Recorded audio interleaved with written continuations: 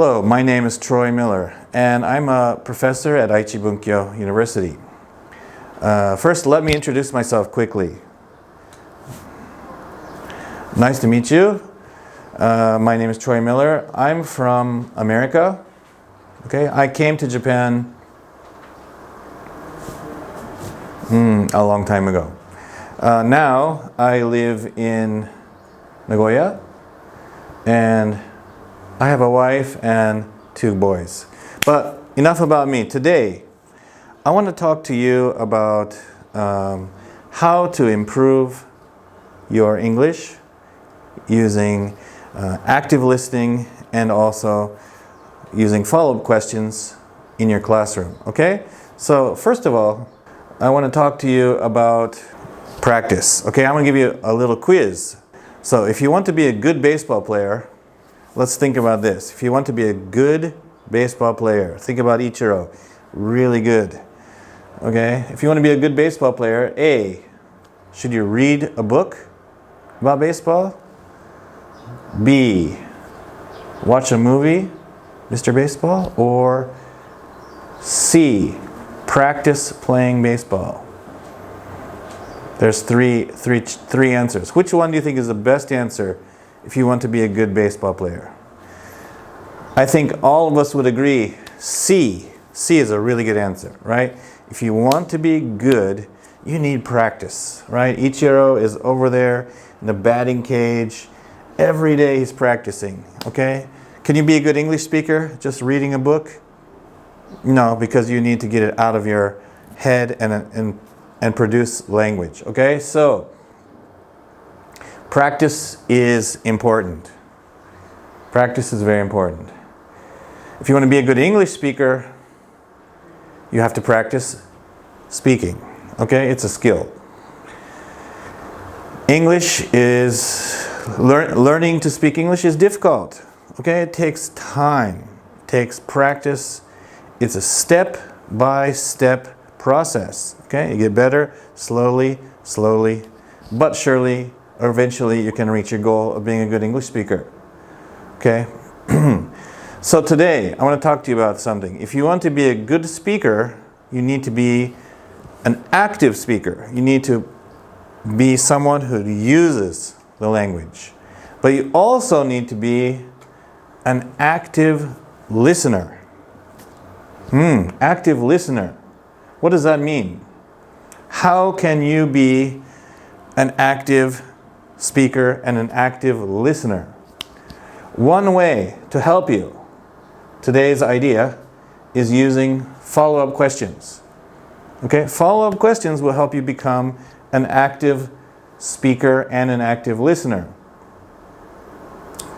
Okay, what are follow-up questions? Do you know follow-up questions?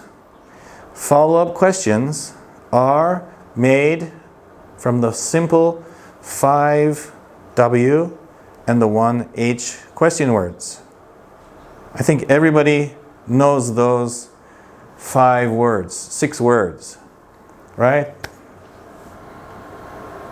I'm going to think about it. Let's check. Oh, I have a little Japanese to make it more difficult. The answer to this one, of course, is who. The answer is what. Very good. The answer is when. Where. Why. This one's a little different. How. That's the H one. Who, what, when, where, why, how. Okay? Using these 5 question words to make follow-up questions can make your conversation more interesting. Okay? Let me give you an example. Yesterday I went to Osaka. And person B, follow-up question, what did you do? Answer, I went sightseeing. How did you get there? I went there by train. Who did you go with? I went with my friend. What did you eat? Of course, I had some takoyaki. Okay, you can see this conversation, instead of just quickly going back and forth between people, stays with one person and gets deeper. Okay? So you have to listen to the answer, think about the next question, and use a follow-up question. So you're actively listening and actively speaking. Okay, so using follow-up questions make your conversation deeper, more interesting, more details, more information,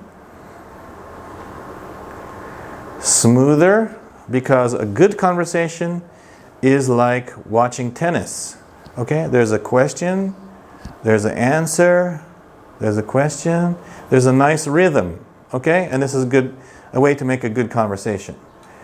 And it's also active. You must listen, think, and make a question. So your brain is active, your ears are active, active listening. Okay?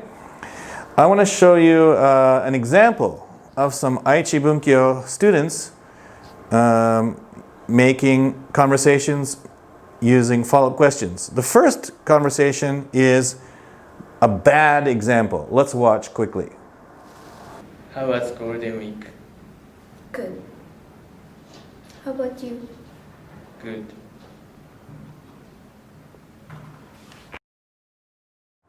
Wow, in this conversation you can see there was a one question, simple answer, no follow-up questions, finished.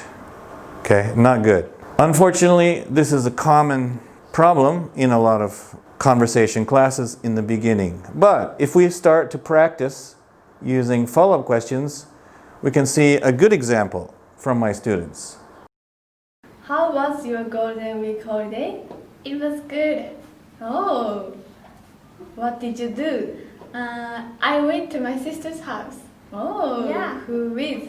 With my little brother. Oh, Yeah. what did you do? I made soba. Make soba? Yeah. How was? It's pretty good. Oh, please make me. Oh, okay. Sometime I'll make you. Okay, we can see from this conversation the students used a lot of follow-up questions, and it was a lot more interesting and a lot deeper.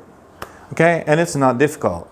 Just use those 5W and H questions. Okay, so this time I want you to listen again and write down the answers on your paper from this conversation. Let's listen again. How was your Golden Week holiday? It was good. Oh, what did you do? I went to my sister's house. Oh, Yeah. Who with? With my little brother. Oh, Yeah. what did you do? I made soba. Make soba? Yeah. How was? It's pretty good. Oh, please make me. Oh, okay. Sometime I'll make you. Okay, let's check the answers. Number 1, Ami asks, what did you do? Good. Number 2, Ami said, who with? Number 3, what did you do? Number 4, how was it? Okay, I hope you could hear those question words. You can see it's not difficult, but it's a very good way to make a better conversation. Today I introduced you to the idea of using follow-up questions to make your conversations a little bit better, okay? And more active. Follow-up questions make your conversations more interesting. It makes you listen carefully to your partner. And it helps you become a more active listener. And that will help you to become a better English speaker in the future. Okay, thank you very much for listening to my short presentation, and good luck speaking English and improving in the future. Thank you.